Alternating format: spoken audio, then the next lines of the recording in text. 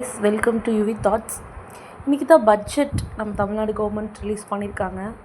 வாங்க என்னென்ன ஸ்கீமுக்கு எவ்வளோ ஒதுக்கியிருக்காங்கன்னு பார்க்கலாம்.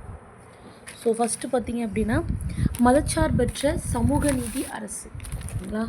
ஸோ அதில் பார்த்திங்க அப்படின்னா வந்துட்டு சிறுபான்மையர் மாணவர்களுக்கு கல்வியுதவித் தொகை, ஹஜ் பயணம், கிறிஸ்துவ முஸ்லீம் மகளிர் உதவி சங்கங்களுக்கு 1.5 crore, ஹஜ் பயணத்துக்கு 25,000 இருந்துட்டு 35,000 தராங்க.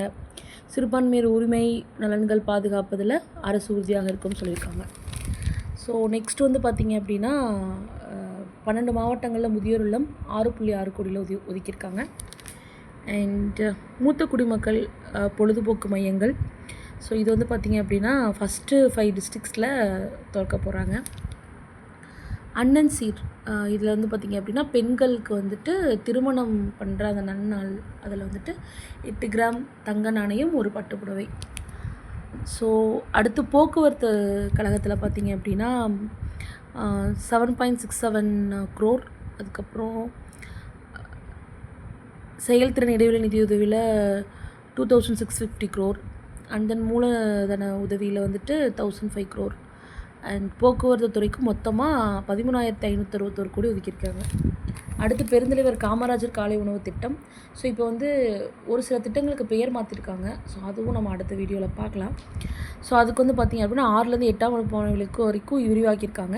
அண்ட் தென் 15,414 பள்ளிகளில் 15.14 லட்சம் மாணவர்கள் வந்து பயன்படுறாங்க. 710 கோடி ஒதுக்கியிருக்காங்க. அடுத்து சிலமடைந்த அங்கன்வாடி மையங்களை கட்டி கொடுக்கறதா சொல்லியிருக்காங்க. கிட்டத்தட்ட 500 அங்கன்வாடிகள் மையங்கள் அமைக்கப்படும் சொல்லியிருக்காங்க. அடுத்து பார்த்திங்க அப்படின்னா ஸ்மார்ட் மீட்டர், அதாவது மின்சார சேவை ஸ்மார்ட் மீட்டர் வந்து ஃபிக்ஸ் பண்ண போகிறாங்களாம். அதுக்கு வந்து 50 லட்சம் தொழில் மற்றும் வணிக நுகர்வோர் விரிவாக்கம் பண்ண போகிறாங்க. அடுத்து வந்து பார்த்திங்கன்னா டிஜிட்டல் அரசு, அதாவது மக்களுக்கான எளிய சேவைகள் அனைத்து சேவை மையங்கள் 2.0 மேம்படுத்த போகிறாங்க. அதிவேக இணையம், அடுத்து வாட்ஸ்அப் சேட்பாட் சர்வீசஸ் எல்லாம் கொண்டு வர போகிறாங்க. அது ஆல்ரெடி 76 இருக்குது, அது 275 கொண்டு வர போகிறாங்க. அடுத்து ஏஐ, ஸோ இதுதான் வந்துட்டு ரொம்ப இம்பார்ட்டண்ட்டாக பார்க்கக்கூடிய ஒரு ஸ்கீமாக இருக்குது. ஸோ ஏஐக்காகவே வந்துட்டு அவங்க வந்து ஒரு டிஜிட்டல் சேவையே உருவாக்கணும் அப்படின்னு நினைக்கிறாங்க. அதுக்கு 398 கோடி ஒதுக்கியிருக்காங்க. அடுத்து வந்து பார்த்திங்க அப்படின்னா வீட்டுக்கூரை சூரிய மின் மானிய திட்டம். ஸோ இதுக்கு வந்து பார்த்திங்க அப்படின்னா வீட்டுக்கூரை சூரிய மானிய திட்டமில் வந்துட்டு மின்பலகை 1 லட்சத்துலேருந்து 50 கோடி வரைக்கும் 1 லட்சம் மானியம் கொடுக்குறாங்க. 50 கோடி நிதி ஒதுக்கியிருக்காங்க. அடுத்து வந்து செயற்கை நுண்ணறிவு அமைதி தளம், அதாவது பிளாட்ஃபார்ம் ஆஃப் எஃபிஷியன்ட் எக்ஸ்பெடிட் டெவலப்மெண்ட், விரைவான வெளிப்படையான அனுமதி, இதுக்கு 40 கோடி ஒதுக்கியிருக்காங்க. ஸோ அது சேவைகளை, ஓகேங்களா. அடுத்து தரமான வீடு, இதுக்கு 24,136 கோடி ஒதுக்கியிருக்காங்க. அடுக்குமாடி குடியிருப்புகள் கட்ட போகிறாங்களாம். அடிப்படை வசதிகளுடைய தரமான குடியிருப்பு, இதுக்கு வந்து 1,253 கோடி ஒதுக்கியிருக்காங்க. அடுத்து போதையில்லா தமிழகமுக்கு வந்து பார்த்திங்கன்னா 70 கோடி ஒதுக்கியிருக்காங்க. ஸோ மறுவாழ்வு நிதி உருவாக்கம், போதை பழக்கத்திலிருந்து விடுவிக்கிறது, ஸோ இந்த மாதிரியான விஷயங்களுக்காக. அடுத்து வந்து பார்த்திங்கன்னா துணை மின் நிலையங்கள் ஒன்று க்ரியேட் பண்ண போகிறாங்க. ஸோ அதுக்கு வந்து பார்த்திங்கன்னா 15,043 கோடி ஒதுக்கியிருக்காங்க. ஆல்ரெடி ஏற்கனவே இருக்கிற மின்மாற்றி டிரான்ஸ்ஃபார்மர்ஸ் எல்லாத்தையும் மாற்றுறதுக்காக. அண்ட் தென் தடையற்ற தரமான மின் விநியோகத்தையும் அரசு நடவடிக்கை எடுக்கும்னு சொல்லியிருக்காங்க. அடுத்து இவி சார்ஜிங் நிலையம் அப்படின்னு சொல்லிட்டு ஒரு நிலையம் உருவாக்கியிருக்காங்க. அதுக்கு வந்து பார்த்திங்க அப்படின்னா 5 ஆண்டுகளில் 20,000 போது இவி சார்ஜிங் நிலையங்கள் 50 கோடி வரைக்கும் நிதி ஒதுக்கியிருக்காங்க. அண்ட் தென் இவி சார்ஜிங் நிலையங்களுக்கு அரசு மானியமாக 5 கோடி தராங்க. அடுத்து மைஹோம், ஸோ அதாவது மாநகர இளைஞர் மற்றும் குடும்ப வீட்டு வசதி திட்டம். ஸோ இது வந்து மைஹோம் அப்படின்ற பேரில் வந்திருக்கு. ஸோ இது வந்து பார்த்திங்க அப்படின்னா 15,000 கோடி ஒதுக்கியிருக்காங்க. ஸோ இதில் வந்து அவங்களோட எய்ம் பார்த்திங்கன்னா 7 வருஷத்துக்குள்ளே 1 லட்சம் வீடு கட்டணும் அப்படின்றது. அண்ட் தென் குறைந்த வருமான குடும்பங்கள் இணைகளுக்கு பாதுகாப்பு தரமான குடியிருப்புகள் கட்ட போகிறாங்க. அடுத்து வந்து பார்த்திங்கன்னா சமூக நலத்துறைக்கு 3,937 கோடி ஒதுக்கியிருக்காங்க.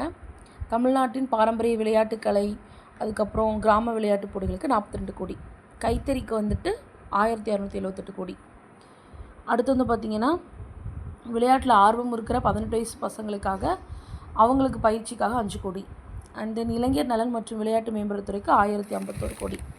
அடுத்து அண்ணல் அம்பேத்கர் அயல்நாட்டு கல்வி உதவி திட்டம். ஸோ இதுக்கு வந்து பார்த்திங்கன்னா 131 கோடி ஒதுக்கியிருக்காங்க. ஸோ இது வந்து பார்த்திங்க அப்படின்னா அம்பேத்கர் ஸ்கீமில் படிக்கிறவங்களுக்கு வருஷம் 35 லட்சம் கொடுப்பாங்க. ஸோ அதுக்காக ஒதுக்கியிருக்காங்க. அண்ட் தென் வெற்றி தொழில் முனைவோர் திட்டம், அதுக்கு 75 கோடி ஒதுக்கியிருக்காங்க. அடுத்து வந்து பார்த்திங்கன்னா மண்ணின் மகள் திட்டம். ஸோ அதாவது ஆதிதிராவிட பழங்குடியின விவசாய தொழிலாளர்கள் நில உரிமைகள் மற்றும் நோக்குடன் பெண்களுக்கு முன்னுரிமை. ஓகேங்களா. முத்திரைத்தாள் வரி பதிவு கட்டணத்தில் முழு விலக்கு. ஓகேங்களா. ஸோ விவசாயம் செய்திட நவீன தொழில்நுட்ப பயிற்சிகள், இதுக்கெல்லாம் சேர்த்து 20 கோடி. அடுத்து சிங்கப்பெண் வலிமைப்படுத்தும் திட்டம். இது என்னென்னா சுய உதவிக்குழுக்கு 38,000 கோடி கடன் கொடுக்குறாங்க. 5 லட்சம் வரைக்கும் முதலீடு மானியம் தராங்க. அடுத்து வந்து பார்த்திங்கன்னா வெற்றி வீடு திட்டம். ஸோ இது வந்து பார்த்திங்கன்னா முதல் ஆண்டிலேயே 70,000 வீடுகளுக்கு ஒப்புதல் தர போகிறாங்க. 35,000 கோடி மதிப்பீட்டில் கட்டப்படும்னு சொல்லியிருக்காங்க. அடுத்து வந்து பார்த்திங்கன்னா வெற்றி 150 கூடுதல் வேலைவாய்ப்பு உறுதி திட்டம். கிராம வேலை உறுதி மற்றும் வாழ்வாதார திட்டத்தின் கீழ் வெற்றி 150 அறிமுகம். 125 நாட்கள் வேலை முடித்த குடும்பங்களுக்கு கூடுதல் 25 நாள் வேலை, மொத்தமாக 150 நாள் வேலை வாய்ப்பு உறுதி அப்படின்னு கொடுத்துருக்காங்க. இதுக்கு 100 கோடி ஒதுக்கியிருக்காங்க. ஸோ இதை வந்து பார்த்திங்க அப்படின்னா மொத்த பட்ஜெட். ஸோ இதான் இன்றைக்கி வந்து நியூஸ். ஸோ இதை பற்றி இன்னும் அப்டேஷன் நம்ம இன்னும் நாளைக்கு பார்க்கலாம். தேங்க்யூ ஃபார் வாட்சிங். நன்றி.